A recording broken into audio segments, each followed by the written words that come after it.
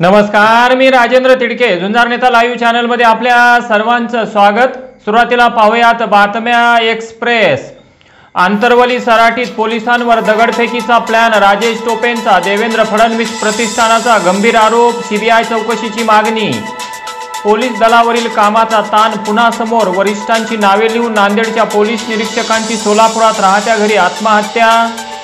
जुने कार्यकर्ते नाराज असल्याची भाजपची कबुली, बावनकुळे म्हणाले शरद पवार उद्धव ठाकरे यांना पक्ष शोधावा लागतोय।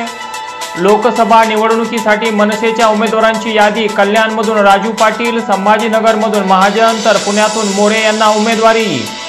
मंत्री हसन मुश्रीफांच्या अडचणी वाढल्या, पीएमएलए कोर्टाचे निरीक्षण, म्हटले शेतकऱ्यांची फसवणूक केली, काँग्रेसची राजीनाम्याची मागणी।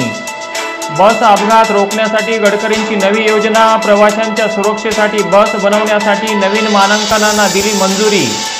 पक्षांतर्गत कुरघोडी, प्रदेशाध्यक्ष नाना पटोलेंना काँग्रेस श्रेष्ठींचा दणका, तिन्ही पक्षांच्या समन्वय समितीसाठी दिलेली नावे नाकारली।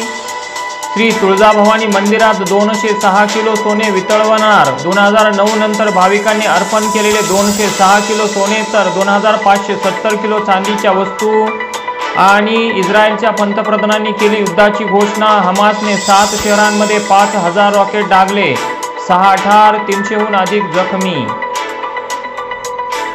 आणि आता बातमीपत्र बीड जिल्ह्याचं आणि राज्यातील इतर घडामोडींचं सविस्तर। मराठा आरक्षणासाठी लढा देणारे मराठा योद्धा मनोज जरांगे पाटील यांची बीडमध्ये आयोजित संवाद सभा रात्री 6:30 वाजता सुरू होण्याऐवजी तब्बल रात्री 2:30 वाजता सुरू झाली आणि पहाटे 3:40 संपली। एक मराठा लाख मराठा काय असतो ते आज पहाटे झालेल्या सभेतून बीडकरांनी सरकारला दाखवून दिले। मराठा क्रांती मोर्चाने अतिशय तगडे असे नियोजन केले होते, त्यामुळे अर्ध्या रात्रीही बीड शहरात मराठा आरक्षणाची मशाल पेटली होती आणि या मशालीच्या उजेडात अख्खे बीड शहर उजळून निघाले होते। यावेळी मनोज जरांगे पाटील म्हणाले की माझ्या डोक्यात अजिबात हवा नाही, मी आजही जमिनीवरच आहे। मराठा समाजाला आरक्षण मिळवून देणे हे माझे स्वप्न आहे आणि त्यासाठी सरकारच्या छाताडावर बसून आरक्षण मिळवू असा ठाम विश्वास मनोज जरांगे पाटील यांनी व्यक्त केला। एवढ्या रात्री बीडमध्ये होणारी सभा भारतातील पहिलीच सभा असेल, त्यामुळे ही सभा पाहून सरकारचीही झोप उडाली असेल असे स्पष्ट करत माझ्या जन्मभूमीने मला आज भरभरून दिले, अशा प्रकारे जरांगे पाटील यांनी यावेळी आपल्या भावना व्यक्त केल्या। सभा नाहीची ती वेदना, लाखात वेदना जमली होती, त्या वेदनेला न्याय सरकार देईल, कारण त्यांनी रात्री जे लोक सायंकाळी 6 पासून ते पहाटे 5 वाजेपर्यंत होते, ही भावना सरकार नक्की समजून घेईल। कारण आत्तापर्यंत तरी आम्हाला असं वाटतं की इतकं भावनाशून्य सरकार नाही आहे। सरकार त्या रात्रीच्या गर्दीची आणि वेदनेची 100% दखल घेऊन मराठा समाजाला न्याय देईल असं वाटतंय।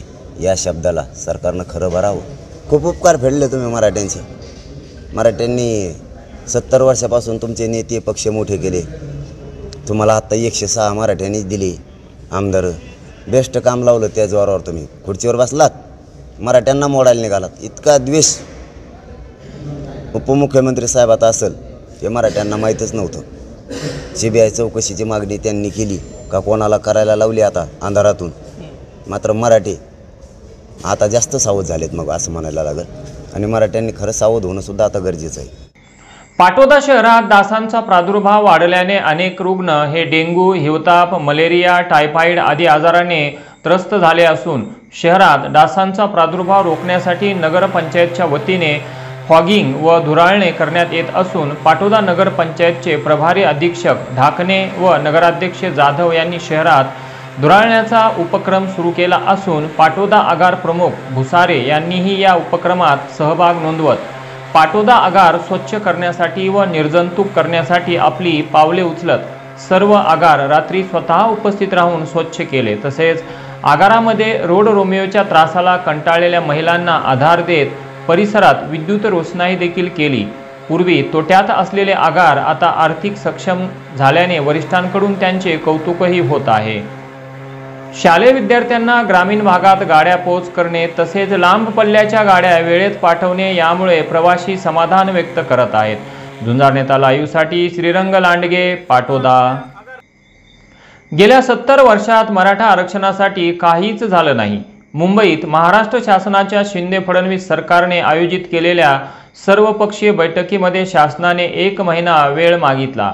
आम्ही 10 दिवस जास्त दिले आहेत। आता फक्त आरक्षणच हवे, आता कारणे नकोत, फक्त आरक्षण द्या, अशी गर्जना मनोज जरांगे पाटील यांनी आष्टी येथे सकल मराठा समाजाच्या वतीने छत्रपती शिवाजी महाराज चौक येथे आयोजित जाहीर सभेमध्ये ते बोलत होते। बीड तालुक्यातील पिंपळनेर येथे काल रात्री पाळीव कुत्र्याच्या कारणावरून 2 गटात बाचाबाची झाली आणि त्यानंतर एका विना नंबर 4 चाकी गाडीतून आलेल्या गुंडांनी लोखंडी गज बाहेर काढून तुंबळ हाणामारी सुरू केली। कोणाला काही कळायच्या आत राजाभाऊ सिरसट, मिलिंद सिरसट, राजाभाऊ आसुरबा सिरसट, अनुष्का सिरसट, स्वप्नील सिरसट यांना जबर मारहाण केली। गावातील लोकांनी धावाधाव केल्यानंतर हल्ला केलेले लोक फरार झाले असून यामध्ये 4 जण गंभीर जखमी झाले आहेत। जखमींपैकी स्वप्नील सिरसट यांच्या मेंदूला जबर मार लागल्याने त्यांना पुढील उपचारासाठी छत्रपती संभाजीनगरला हलवण्यात आले आहे।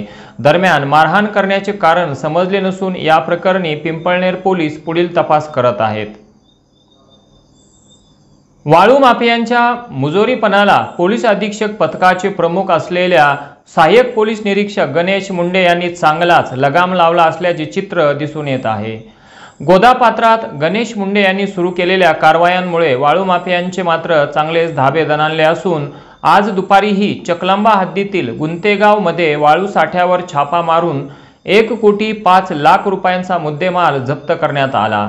पोलीस अधीक्षक नंदकुमार ठाकूर यांच्या मार्गदर्शनाखाली गणेश मुंडे हे पथकाचे काम अत्यंत जोमात पुढे घेऊन जात आहेत।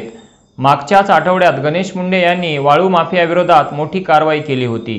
गोदापात्रात केलेल्या या कारवाईतून 2 ते 3 कोटींचा मुद्देमाल जप्त केल्यानंतर आज पुन्हा एकदा चकलांबा हद्दीतील गुंतेगाव परिसरातील गोदापात्रात पोलिसांनी छापा मारत 500 ब्रास वाळूसह 5 ट्रॅक्टर, 5 केन्या, 1 ट्रॅक्टर ट्रॉली, 1 मोटारसायकल, 2 मोबाईल व 1 आरोपी असा मुद्देमाल पोलिसांनी ताब्यात घेतला आहे।